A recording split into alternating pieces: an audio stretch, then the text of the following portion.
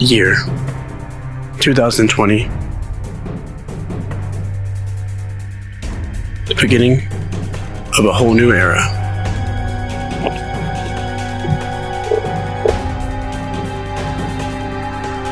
Coronavirus. COVID-19 pandemic.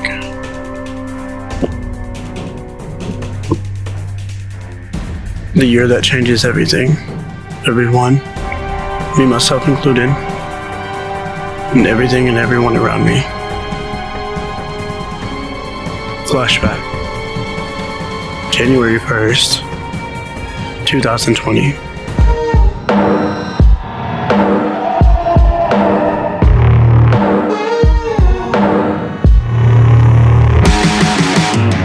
Got so much weight on my shoulders, and enough to knock me out, but I'm still holding the throne. You never know till it's over. So pretty it hurts. Just beware of the thorns. You got a glimpse, and you can't resist. Luring you in closer. Guess I got a jinx. You want an honest man, but you don't understand. I won't be here when you wake up again. You want an honest man, but you don't understand. I won't be here when you wake up again. So let's start off with question one, with being, what is today's date? I want to say that it's June 7th. Very good. Okay, and what time is it?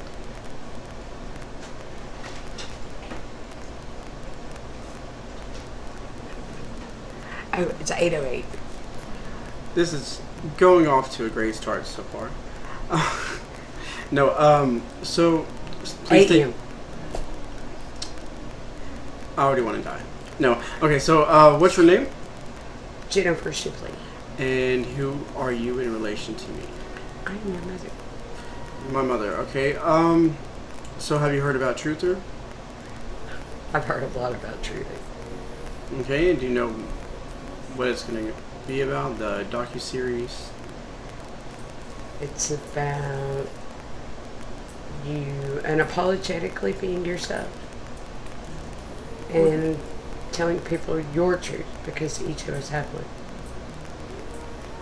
Tell the audience about yourself, who you are, where you come from, what you like to do. I'm 46 years old. I work a lot. I love music. I like playing with my grandkids. I love the arts and crafts. Some of the stuff I can't say. And spontaneous, yeah, we want to say that. Okay. This is in regards of the year 2020. Ew. Yeah. So how did COVID-19 affect you? I mean, there for a while, and I had relocated to be around a mother figure in my life, whom I love very much. I had a hard time, like an excessively long time, getting a job. I got offered an amazing offer from a brand called Chuck E. Cheese, but COVID killed that. And then, totally ended up killing Chuck E. Cheese altogether. So I worked for Sonic. It was odd to have to look at everybody wearing masks. It was hot when it was August. We had to go outside, hop in cars, 90-degree weather with a mask. I mean, months later down the road, maybe a year or so, I ended up getting COVID. It by far is not the sickest that I have ever been, but I know every case is different. I mean, off the top of my head, strep throat when I was 9 was worse. But, I mean, yeah, there's moments in time and in life before this happened and after this happened. And it's just, it's really sad because a lot of people aren't going to get to know what it was like before this happened. And that's awesome because that leads to my next question. What was life like pre-COVID? You can walk up to somebody and do this and not be right. I mean, you see how close we're sitting? 6 feet apart, 6 feet apart. Men don't know what 6 feet is. Anyway. But, I mean, little kids don't get to play the same way they used to. People look at you funny if you cough in public. It's just ridiculous in a way because, I mean, I know that it's taken lives and stuff like that, but so has the flu. So have car accidents. People are still driving their cars. Nobody, you know what I'm saying? They're exposing their kids to flu. I think a lot of COVID was propaganda to have us living in fear. That way they could like sidestep some of the judicial system to like, just slide things in on us like they have before. But I mean, I'm not bashing anybody in particular. It's just how it is. You either accept it or you don't. Since you're a truther, it's okay for me to say these things because I'm not wrong. And how has life been post-COVID? I mean, we're starting to maybe balance out into some semblance of normal, but every time we get close to it, some new variant, this is that, something happens to where people can't let go of the actual fear-based society that we become. I mean, I'm glad I don't have to wear a mask anymore. That was just like irritating. Hated it, I mean, there's one positive thing about COVID though. Because everybody is wearing masks, you got to look people in the eyes more. Because it was their only way of, and, that was interesting to be a part of. As far as post-COVID, well, everybody wants to go see everybody now because we can, and now we can't because the gas is like $5 a gallon, sir. I mean, oh, we've left you in fear, we've had you trapped in your home, oh, everything's over, it's okay, but now, financially, we're going to hurt you. I mean, you and I both have worked for the same industry. The markup on just prices of everything is insane. The thing that amazes me the most is the amount of jobs in the world available and the lack of adult people wanting them. I mean, we've worked short-staffed for 2 years. I mean, don't get me wrong, my industry is not like a medical industry. We're not saving the world. We're not curing COVID. We're not doing none of that, but we will feed you lunch. And, it's just ridiculous what we've put ourselves through and what we've exposed ourselves to, in the name of earning a living. Mental health topic. Okay, so let's just get some information on your mental health prior to COVID and during COVID and crazy, here. Then crazy, and guess what? Still crazy. But I mean, mental health issues have affected my family, our family, for a while. I don't know if we're just genetically dispositioned for it, but I mean, right before COVID, I personally was not in a good spot, so I can't blame COVID for the issues I was having. I can't. Really can't. Some people, now the having to stay in, people talking about you have to be in the house by 8 o'clock, you can't go here, you can't do this, can't do that.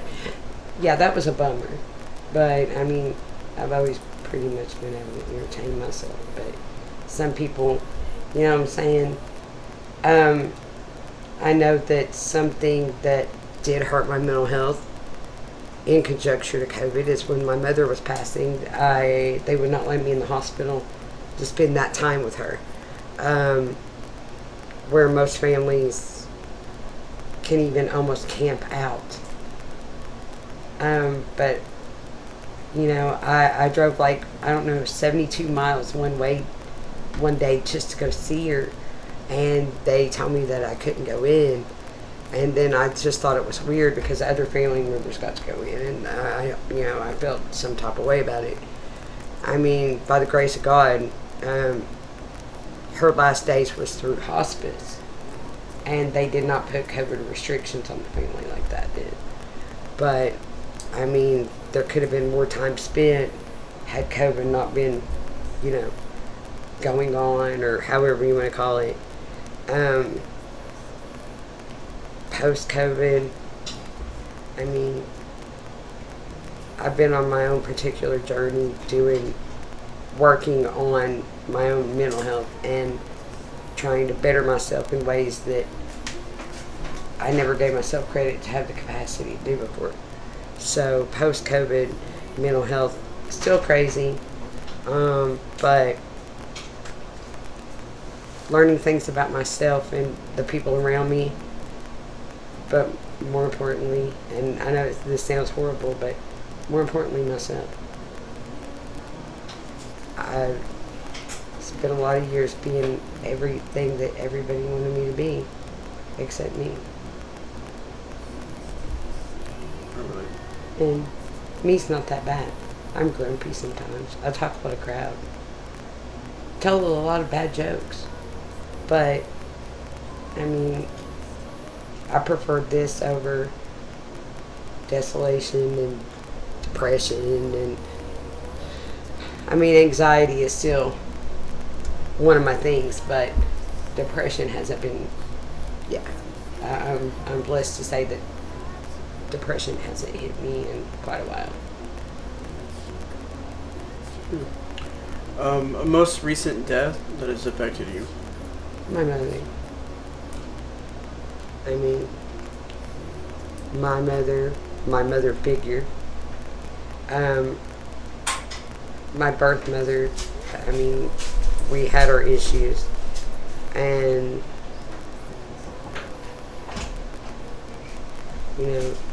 I really don't want to go into that right now, but my mother and I haven't always got along. But that was still my mom. And it felt so good for me and her to be good before she passed. Me and other people, some of us still aren't good. Some of us ain't never going to be good. But me and my mom, I know without a doubt in my mind, I mean, I have no worries, like, we weren't good, we were good. What's the word I'm looking for? The environment, not so good. But, I mean, and then, my mother figure, I mean, I don't know how to explain. Okay, my ex-boyfriend's mother, whom I love very much, and she treated me like a daughter, even when my own mother didn't. I loved her. And, we've known for a long time that she's been sick. We just never knew what's what. And then we found out that she had lung cancer. And then, I'm 150 something miles away from her now. After, somewhere in the middle of COVID, things shifted in my life and other people's lives. And I ended up here. And I wasn't there with her when she passed. And I'm very upset with myself because of that. Because I loved her big. I mean, really big. Like like I love my mom. I mean, she treated me like one of her very own children, even though I wasn't. And even after I broke up with so-and-so or whatever, I mean, she still treated me like I was one of her kids. It had nothing to do with who I was with or who I wasn't with or if we were together, if we were not together. She loved me for me, and I loved her unconditionally. I mean, I feel like I sort of kind of dropped the ball on her, and I didn't mean to.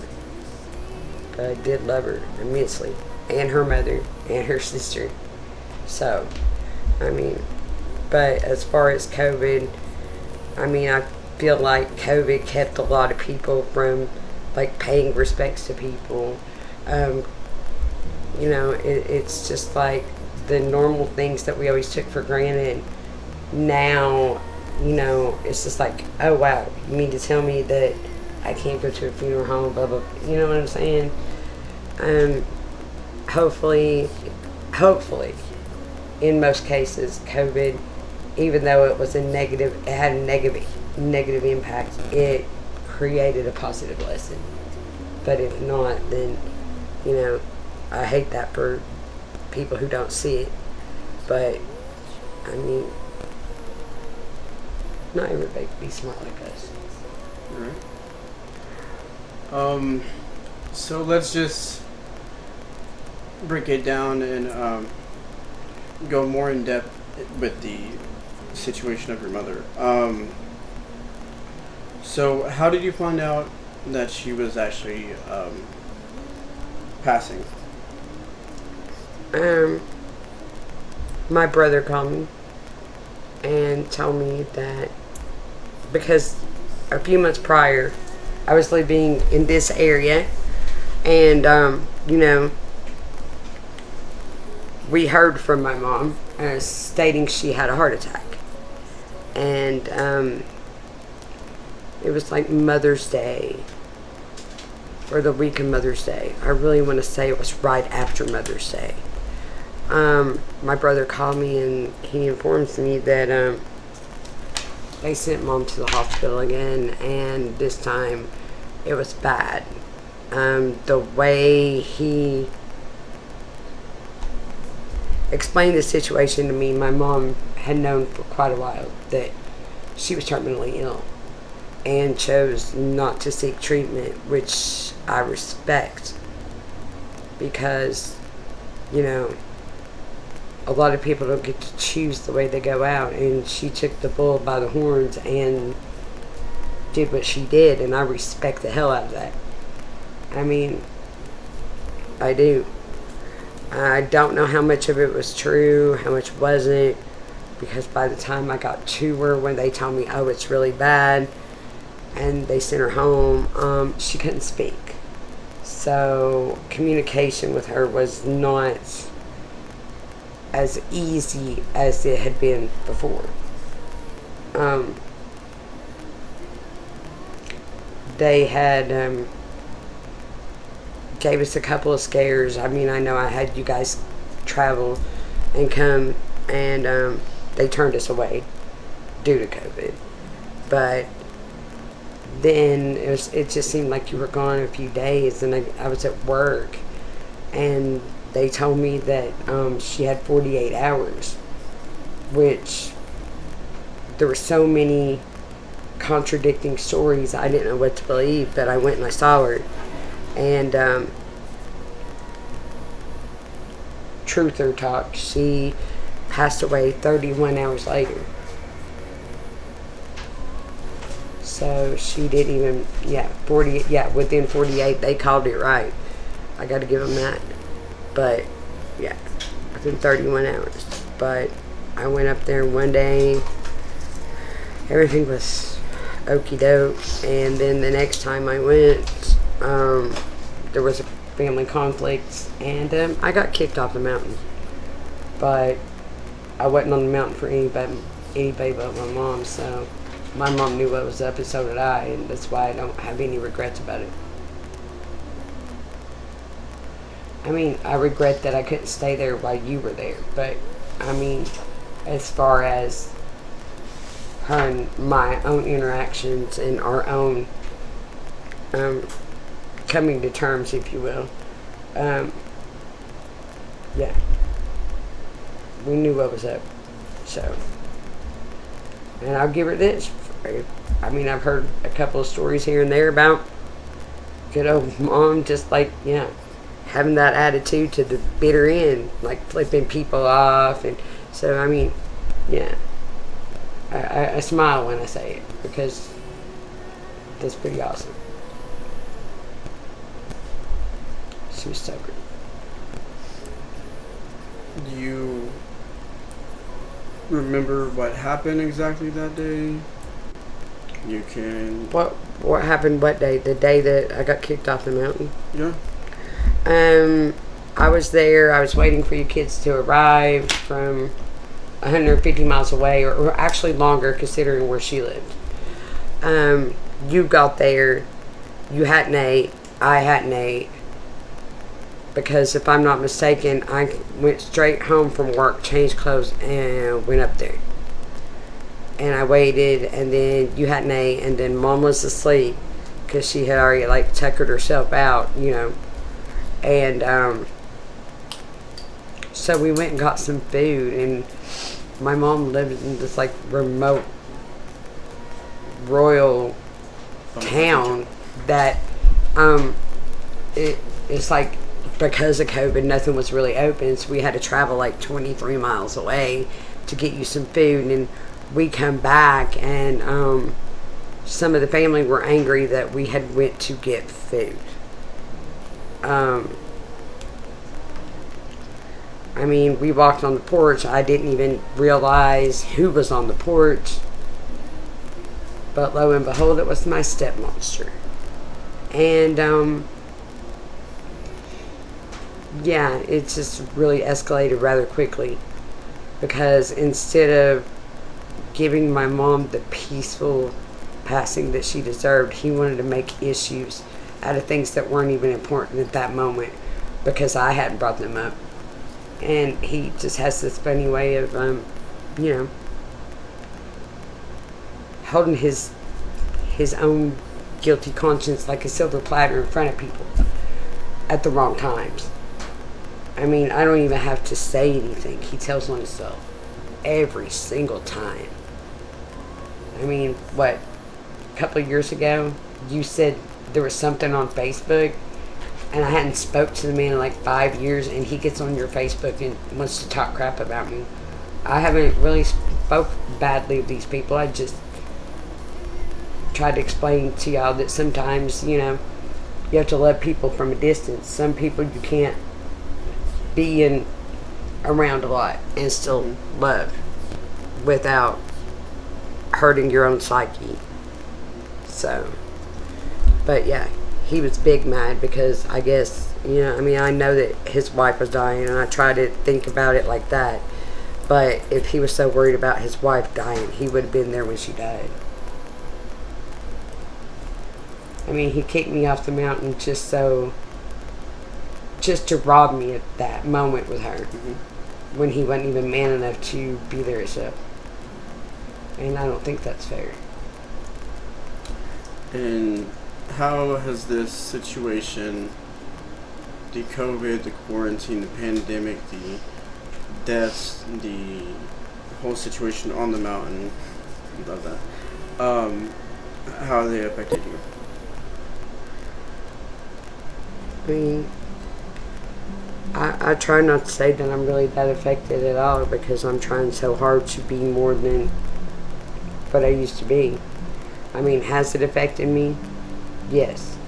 Did I get a little bit of freedom when my mother passed? I sure did, because I no longer feel linked to that mountain or those people.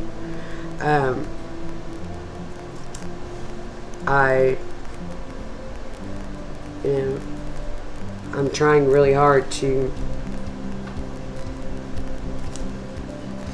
evolve and educate myself about myself. I'm trying to learn more about the universe and the way that it works, and about people, and how they think, and I'm just trying to be.